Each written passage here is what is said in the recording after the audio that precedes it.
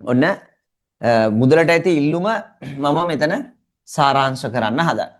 මුදලට ඇති ඉල්ලුම සාරාංශ කරන්න හදන්නේ. දැන් මුදලට ඇති ඉල්ලුම කියන්නේ අපි කාසිහා නෝට්ටු විදියට අපේ ධනය කාසිහා නෝට්ටු විදියට ළඟ තියාගන්න එකට තමයි කියන්නේ මුදලට ඇති ඉල්ලුම. දැන් මෙතන ඉන්න ඕන කෙනෙක් ගාව පර්ස් එක ගත්තොත් කීයක් හරි තියෙනවා. කීයක් හරි තියෙනවනේ. හංගපුවක් තියෙනවා ඈ. එතකොට ගෙදරක ගත්තත් ගෙදරක සල්ලි තියෙනවා. මොනවාට හරි උමනාවට තියෙනවා. අන්න ඒ ගෙදරක හරි පුද්ගලයෙක් සතුව Taman සතුව පොතේ නෙමේ account එකේ එහෙම සල්ලි නෙමේ කාසියා නෝට්ටු Taman සතුව ළඟ තියෙන එකට කියනවා මුදලට ඇති ඉල්ලුම. පැහැදිලි නේද? මුදලට ඇති ඉල්ලුම. මුදල් කියන්නේ කාසියා නෝට්ටු. ඒක ළඟ තියාගන්න. ඒතර මුදලට ඇති ඉල්ලුම. පූර්ණ ද්‍රවශීලව ළඟ තියාගන්න. ඒතර කියන එකට මුදලට ඇති ඉල්ලුම. ඒතර මේ මිනිස්සු මුදල් ඉල්ලන්නේ ඇයි? පළවෙනිම කාරණාව තමයි මිනිස්සු මුදල් ඉල්ලන්නේ ළමයි මුදලේ කාර්යයන් ඉටු කරන්න. මොකද්ද මුදලේ වැදගත්ම කාර්යය? විනිමය මාධ්‍යයක් ලෙස යොදා ගන්න. විනිමය මාධ්‍යයක් ලෙස යොදා ගන්න.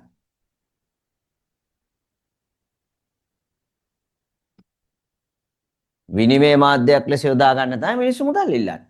දැන් ඔයගොල්ලෝගෙන් මම අහුවොත් එහෙම මොනවාටද ඔයා කාසිහා නෝට්ටු අරන් එන්නේ කියලා.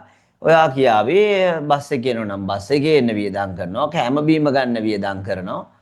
මිනිස්සෙක්ගෙන් ඇහුවත් දැන් පොලේ යන මිනිස්සෙක්ගේ කාසියා නෝට්ටු අතේ තියෙන හැවිගොත් බඩු මුට්ටු ටික ගන්නවනේ. ඉතින් වියදම් කරන්නනේ මේක පාවිච්චි කරන්නේ. ඉතින් අපි භාණ්ඩ හා සේවා ගන්න මුදල් යොදවනවා කියන්නේ විනිමය මාධ්‍ය. විනිමය මාධ්‍යෙන් මුදලට ඇති ඉල්ලුම. එතකොට විනිමය මාධ්‍යයක් ලෙස මුදලට ඉල්ලුම් කරනකොට චේතනා දෙකයි. ඒකේ ඒ සිතුවිලි දෙකයි. මෙන්න මේ සිතුවිලි දෙකෙන් තමයි එයා මේ මුදලට ඇති ඉල්ලුම කරන්නේ. එක තමයි ගනුදෙනු චේතනාව.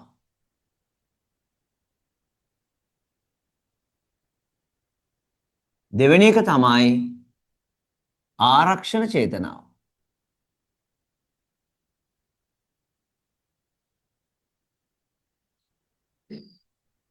චේතනා දෙකයි. ගනුදෙනු චේතනාව ආරක්ෂණ චේතනාව.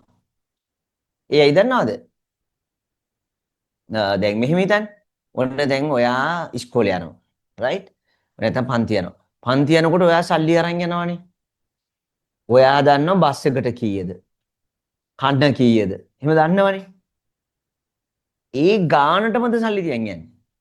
නේනේ. වැඩිපුර තියනන්නේ. වැඩිපුරක් තියෙනවා. එතකොට අපිට එදිනෙදා අනිවාර්යෙන්ම යන වියදම ගනුදෙනු චේතනාව. වැඩිපුර තියාගන්නේ හදිස්සියකට ගන්න. මොන හරි හදිස්සියක් වුණොත් ගන්න. ඒක ආරක්ෂණ චේතනාව. ඉස්සර මම ඉස්කෝලේ යනකොටත් අපේ තාත්තා මේ බස් එක යනකොට මට සල්ලි දෙනවා. රුපියල් 50ක් දෙනවා. ඒ කාලේ රුපියල් 50ක් ඇති. රුපියල් 50 ගෙදර එනකොට ඉවරයි. බස් ටිකට ගිහිල්ලා කෑම ටික කෑම ඉවරයි. තාත්තා තව 50ක් දෙනවා. දීලා කියනවා මේක හංගලා තියාගන්න ඕනේ පර්ස් එකේ. ඒ පුරුද්ද අදටත් තියෙනවා. අදටත් මගේ පර්ස් එකේ එහෙම සල්ලි හංගලා තියෙනවා. හරි? ඒතකොට ඒක හදිස්සියේදී වමනා වෙනවා.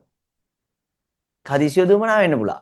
අපිට සමහරලාට අපි ගෙනියන ගානේ හිටපු ගම්ම අදි වුණොත් මොන හරි වුණොත් අර හංගපු සල්ලි ටික තමයි ගන්න වෙන්නේ. දැන් හංගලා දැන් 50ක්. ඒතකොට එයා කියන්නේ මේ 50 වියදම් ගන්න බෑ. ඒක ඔයා හදිස්සියකදී විතරයි ගන්න ඕනේ ප්‍රශ්නයක් නෝ හදිස්සියක් නෝත් ගන්න. හැමතිස්සෙම රුපියල් 50 හංගලා තියා ගන්න ඕනේ. ඒ මොන චේතනාවද? ආරක්ෂණ චේතනාව. යම් කිසි අවිනිශ්චිත අවශ්‍යතාවයකදී ප්‍රයෝජනට ගන්න මුදල් ළඟ තබා ගැනීම. පැහැදිලි නේද? ඒ දෙකම සම්බන්ධ වෙන්නේ විනිමය මාධ්‍යයක් ලෙස යොදා ගන්න. හැබැයි චේතනාවන් දෙකයි.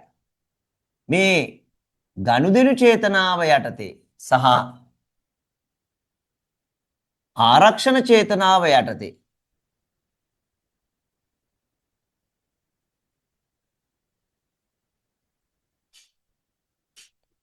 හරි ගනුදෙනු චේතනාව යටතේ ආරක්ෂණ චේතනාව යටතේ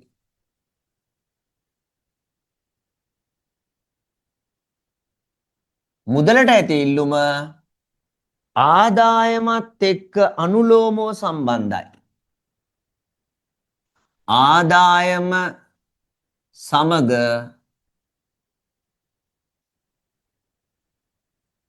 අනුලෝම සම්බන්ධතාවක් ඇත.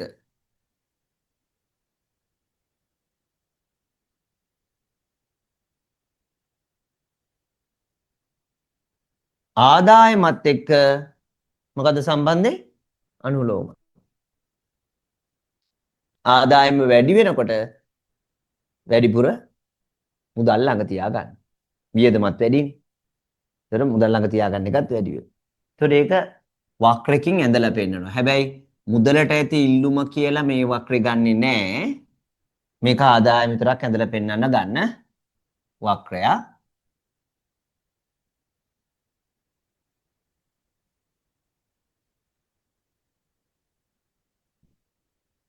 money demand මුදලට ඇති ඉල්ලුම කියලා දැම්මා. MD money demand අනුලෝම සම්බන්ධයක් පෙන්වන්න වෙනවා. අනුලෝම සම්බන්ධතා තියෙන ඕන වක්‍රයක් ඉහළට බෑවුම් වේ. නේද? ඉල්ලුම ප්‍රතිලෝමයි පහළට බෑවුම් වේ. දෙවැනි එක මේක තමයි විශේෂ සන්නිධියක් ලෙස සන්නිධි කාර්ය සඳහා යොදා ගැනීම.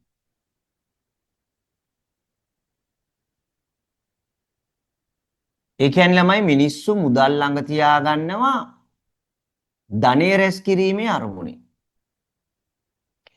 ලංකාව වගේ රටවල් වල නම් මේ චේතනාව ටිකක් අඩුයි. නමුත් මිනිස්සු ධනෙ රැස් කරන්න තියද ඔයා ගාව නම් මේ විදිහට සල්ලි නැහැ. මොකද අපි ඉස්කෝලේ යන ළමයි නිසා ඒතකොට එහෙම සල්ලි නැහැ. දැන් ඔය කට්ටිය අපි හිතමු ජොබ් එකක් කරන කෙනෙක්ට තමන්ගේ ආදායමින් කොටසක් ඉතුරු වෙනවා කියන්නකො. හැබැයි ඉතින් අතිරික්ත ධනයක් තියෙන්න ඕනේ ඈ. හම්බෙන පඩිය ජීවත් වෙන්න නම් මදි නම් හන්නිදියක් නේද?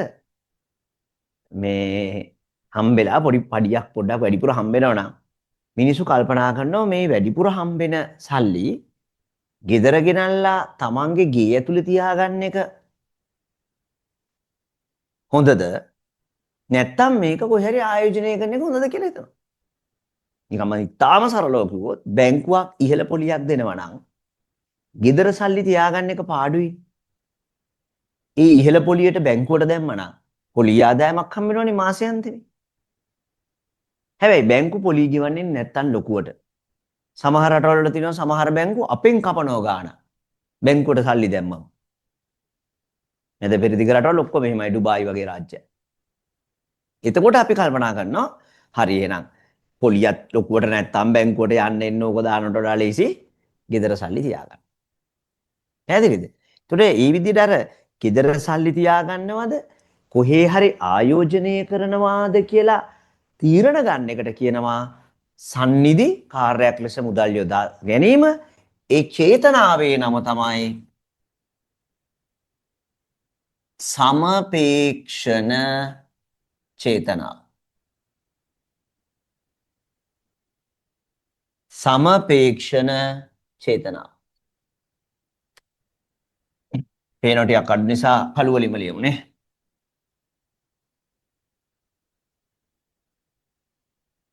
සන්නිධි ආද්‍යයක් ලෙස යොදා.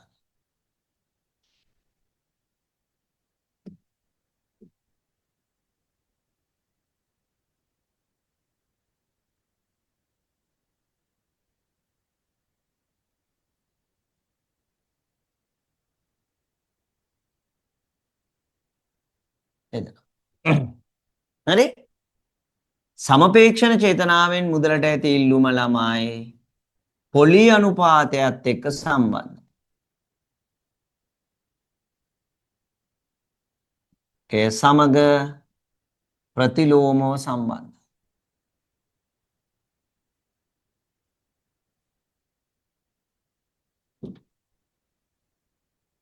මේක තමයි විශේෂ වක්‍රය. තව මේ සමපේක්ෂණ කියන්නේ ළමයි මෙහිම දේවලුත් තියෙනවා. දැන් කොටස් වෙළඳපොළ හිතන්නකෝ. ඒවත් සම්පේක්ෂණ. පිටරටවල නම් ගොඩක් වෙලාවට මිනිස්සු කරන්නේ ෂෙයා මාකට් වල තමයි සල්ලි දාන්නේ. ඒගොල්ලෝ අන්තර්ජාලයෙන් බලලා ෂෙයා මාකට් එකේ තමයි සල්ලි ඉන්වෙස්ට් කරන්නේ. තමන්ගේ තියෙන වැඩිපුර හම්බෙන පඩිය ෂෙයා මාකට් එකේ දානවා.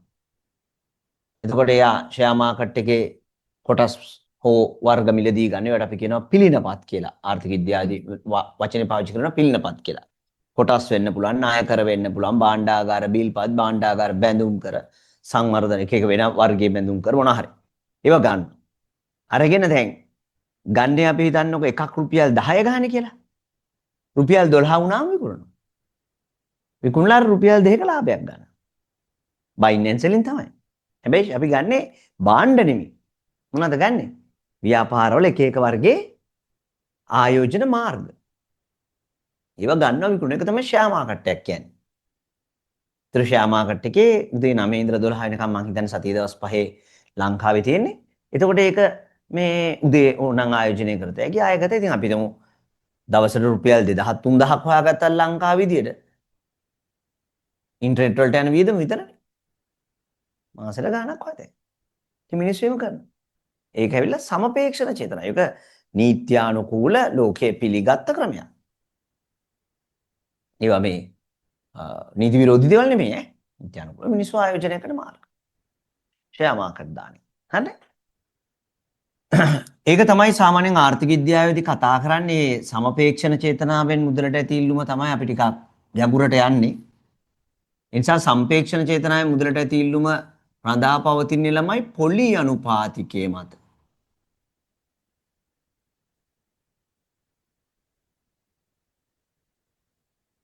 වක්‍රය මෙන්න මේ වගේ හැඩයක් ගන්න. පහළට බෑවුම් මේ ප්‍රතිලෝමයිනේ සම්බන්ධය.